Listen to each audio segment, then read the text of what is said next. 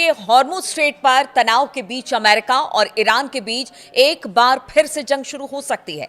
अमेरिकी राष्ट्रपति Donald Trump Iran के खिलाफ फिर से बड़े पैमाने पर सैन्य अभियान शुरू करने पर विचार कर रहे हैं। वॉल स्ट्रीट जर्नल ने अमेरिकी अधिकारियों के हवाले से इस बात की जानकारी दी है। रिपोर्ट में यह भी कहा गया है कि फिलहाल ट्रंप ने परमाणु कार्यक्रम पर बातचीत जारी रखने की अनुमति दी है और उनका कहना है कि अभी बातचीत होने दीजिए। अगर लगता है बातचीत नहीं होगी तो फिर कोई बड़ा हमला ईरान के लिए प्लान किया जा रहा है। अब देखिए, फिर धीरे धीरे आज बुधवार हो गया और बहुत जल्द अब शनिवार रविवार भी आ रहा है, उसके बाद फिर सोमवार आएगा और फिर वही बात, हमला होगा और इस तरह की खबरें आएंगी और उसके बाद फिर ये कहा जाएगा कि नहीं, सब कुछ ठीक है, बातचीत में हम आगे बढ़ेंगे। तो ये अमेरिका क्या कर रहा है? और अगर वॉल स्ट्रीट जर्नल की ही बात की जाए तो देखिए, ये अमेरिकी अखबार है और उस हिसाब से खबर छापते हैं और ये कहीं ना कहीं बाजार के सेंटिमेंट को भी एक तरह से समझाने की कोशिश होती है। आप भी अच्छी तरीके से समझते हैं, जो दर्शक हैं हमारे, कि क्या इस वक्त अमेरिका कर रहा है। हाल के दिनों में ट्रंप ने रक्षा मंत्री पीट हेग्सेथ और जॉइंट चीफ ऑफ स्टाफ के चेयर जनरल डैन केन के साथ और हमले करने की संभावना पर चर्चा की है। इस बातचीत में इस बात पर गौर किया गया है कि क्या वॉशिंगटन को कूटनीतिक रास्ता छोड़कर बड़े पैमाने पर हमले फिर से शुरू करने चाहिए। तो देखिए, एक तरफ शांति समझौता हुआ है, कहा यह गया कि ईरान की बहुत सारी बातों को मान लिया गया और ईरान ने भी हमारी तमाम बातों को मान लिया। फिर आखिर क्या जरूरत पड़ी है कि अब चीफ ऑफ स्टाफ से बातचीत हो रही है, अपने रक्षा मंत्री से बातचीत कर रहे हैं ट्रंप और कह रहे हैं कि क्या हमें फिर से हमला शुरू करना चाहिए। आखिर अमेरिका चाहता क्या है? क्या इस पूरे रीजन में वो स्थिरता नहीं बनाना चाहता है या इसके पीछे की कोई और वजह है? देखिए, जिस तरह से अधिकारियों से बातचीत की है ट्रंप ने, अधिकारियों ने इसे काम पूरा करने की कोशिश बताया है। उनका कहना है कि जो काम अधूरे में छूट गया है उसे पूरा कर। तो फिर आप मतलब सवाल यही उठता है कि फिर आपने शांति वार्ता क्यों की? फिर इतना लंबा चौड़ा नाटक आपने क्यों किया कि हाँ, समझौता हो रहा है और सब कुछ ठीक हो जाएगा, हम जब चाहेंगे यहाँ से अमेरिकी सेना पीछे कर लेंगे और शांति हो जाएगी रीजन में। क्योंकि अब तो उनके अधिकारी भी कह रहे हैं कि जो काम हमने पीछे छोड़ दिया उसको पूरा करना है। इसका मतलब क्या है? क्या ईरान पर जो हमला था अभी अधूरा है, उसे पूरी तरह से अब करना है और एक बड़ा हमला होने की बात हो रही है सामने? इससे तो यही अंदाजा लगाया जा सकता है। देखिए, राष्ट्रपति ट्रंप ने हाल के दिनों में संकेत दिया कि अगर ईरान समझौते का उल्लंघन करता है तो वो एक बार के हमलों की इजाजत एक बार फिर से वो दे सकते हैं। और ये पिछले हफ्ते हुई घटना की तरह है जिसमें अमेरिकी सेना ने ईरान के ठिकानों पर हमले किए थे। तो आप देखिए कि बार बार वो कहते हैं कि अगर ईरान नहीं माना, अगर ईरान नहीं माना, अगर ईरान नहीं माना, तो इसके बाद क्या होगा? तो अभी भी यही स्थिति है। ईरान आपकी बात मानता नहीं है। आप जो कहते हैं, ईरान कहता है कि हमने तो ऐसा कहा ही नहीं। तो ईरान तो अब भी नहीं मान रहा है, फिर आप क्यों चुपचाप बैठे हुए हैं? क्या वजह है इसके पीछे? देखिए, WSJ की रिपोर्ट के मुताबिक ट्रंप ने अभी तक कोई फैसला हमले को लेकर फिलहाल तो नहीं लिया है, लेकिन उन्होंने अपने सहयोगियों से कहा है कि वो बातचीत को और समय देने के लिए तैयार है ताकि एक संभावित न्यूक्लियर डील को आगे बढ़ने के लिए जगह मिल सके। यानी वो बातचीत भी करना चाहते हैं और साथ साथ कहते हैं कि हमला भी करेंगे। बातचीत और हमला साथ साथ, यानी युद्ध और बातचीत साथ साथ कभी नहीं हो सकती है। आपको इस माइंडसेट के साथ उतरना है कि शांति के लिए ही आपको बात करनी है। आप बार बार धमकी देते हैं, बातचीत नहीं तो हमला होगा, बातचीत नहीं है। आपके कहीं ना कहीं दिमाग के कोने में है कि हमें ईरान पर हमला करना है और ऐसा ही लग रहा है बार बार ट्रंप की बातों से और जिस तरह से अमेरिका हमला करने की बात कहता है। तो रिपोर्ट में कहा गया है कि ट्रंप ने तर्क दिया कि हमलों का पूरा दौर डिप्लोमेसी को कमजोर कर सकता है।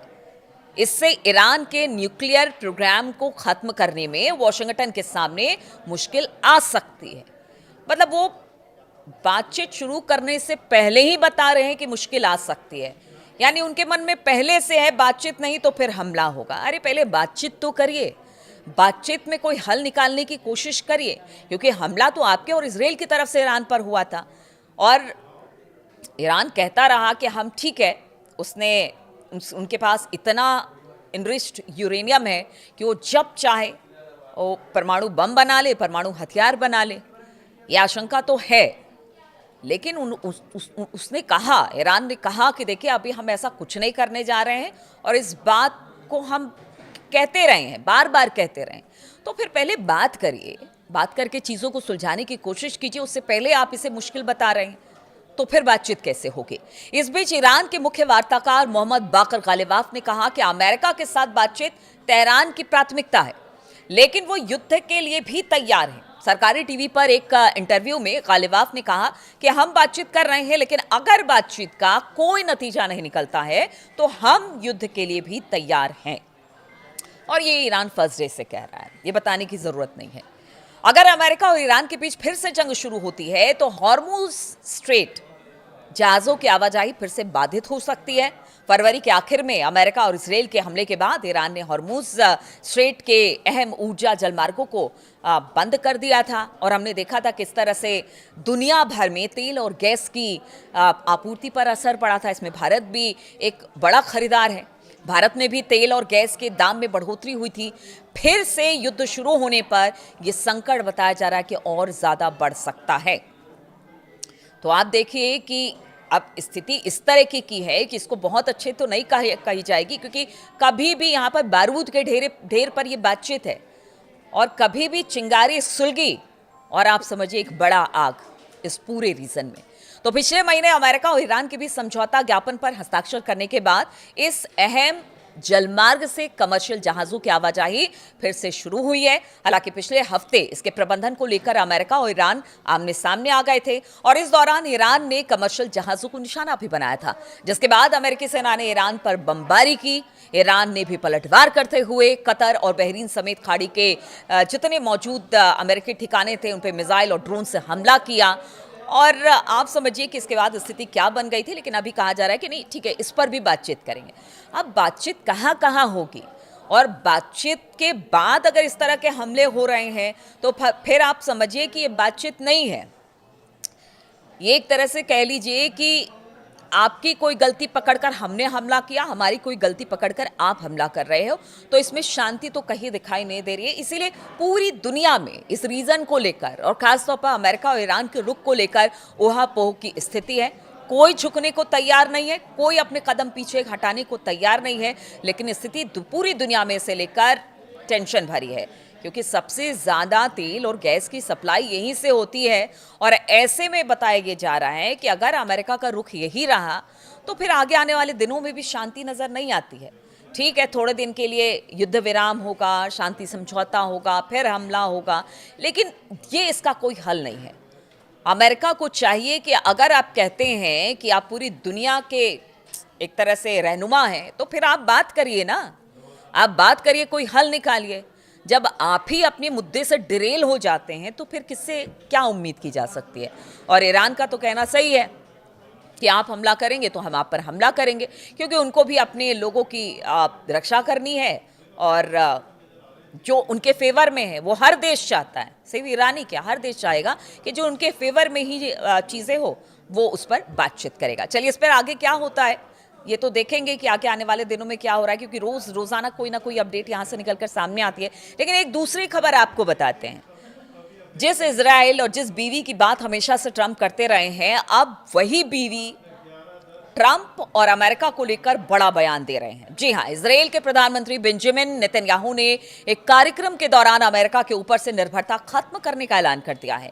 इजरायली पीएम ने कहा कि मैं अमेरिकी मदद बंद करना चाहता हूं और ये एक तरह से खैरात या वेलफेयर जैसी है, मुझे ये नहीं चाहिए। मैं चाहता हूं कि ये प्रक्रिया इसी साल शुरू हो जाए। नेतन्याहू ने कहा कि हमारी प्रति व्यक्ति जीडीपी $67,000 है। हम जल्द ही $1 ट्रिलियन की अर्थव्यवस्था बनने वाले हैं।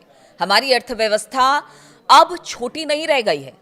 अमेरिका से मिलने वाली जीडीपी के एक छोटे से हिस्से के लिए हम खुद ही फंड का इंतजाम कर सकते हैं।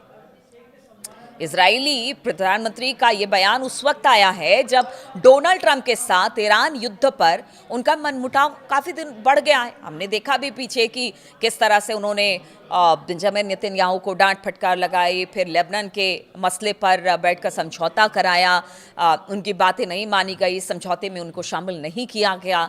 तो ये दूरियां लगातार ट्रंप और नेतन्याहू की बढ़ती चली जा रही है और ऐसे में ये बयान डोनाल्ड ट्रंप ने कई बार नेतन्याहू की सार्वजनिक आलोचना पीछे कुछ दिनों में की है। यहां तक कि कह दिया कि नेतन्याहू वही करते हैं जो कि वो कहते हैं। इससे पहले भी इजरायली प्रधानमंत्री ने अमेरिकी सैन्य सहायता को चरणबद्ध तरीके से खत्म करने और इजरायल को आत्मनिर्भर बनाने की बात अमेरिकी समाचार नेटवर्क CBS न्यूज से की, जो उनके प्रसिद्ध कार्यक्रम है 60 मिनट्स। उसके दौरान इजरायली प्रधानमंत्री का यह बयान तब आया है जब डोनाल्ड ट्रंप के साथ ईरान युद्ध को लेकर उनके बीच काफी मनमुटाव बढ़ गया है। डोनाल्ड ट्रंप ने कई बार नेतन्याहू की सार्वजनिक आलोचना कर दी और यहां तक कह दिया कि नेतन्याहू वही करते हैं जो वो चाहते हैं। अब देखिए, पीछे की जो स्थिति हम देखें, इजरायल को लगता है कि अमेरिका अपने हित के लिए इजरायल के हितों को ताक पर रख देता है और वहाँ के जो लोग हैं इजरायल के, वो भी यही कह रहे हैं कि आप अब अमेरिका के कहीं में ना जाए, जो देश के हित में है वो करें। अब ऐसे में ये बयान क्या मायने रखता है? क्या वाकई ऐसा होगा कि नेतन्याहू अमेरिका से जितने भी जो सैन्य सामान खरीदते हैं या जो मदद उनको मिलती है वो बंद कर देंगे? तो ऐसा तो नहीं लगता है। देखिए,